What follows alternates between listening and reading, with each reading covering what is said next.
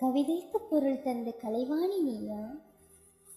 என் கனவோடு கேட்கின்ற காட்சலங்கை நீயா?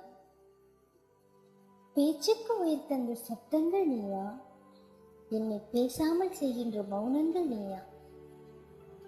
சத்தங்கள் இல்லாத சங்கீதம் நீயா? என்னை சாகாமல் செய்கின்ற சஞ்சீவி நீயா?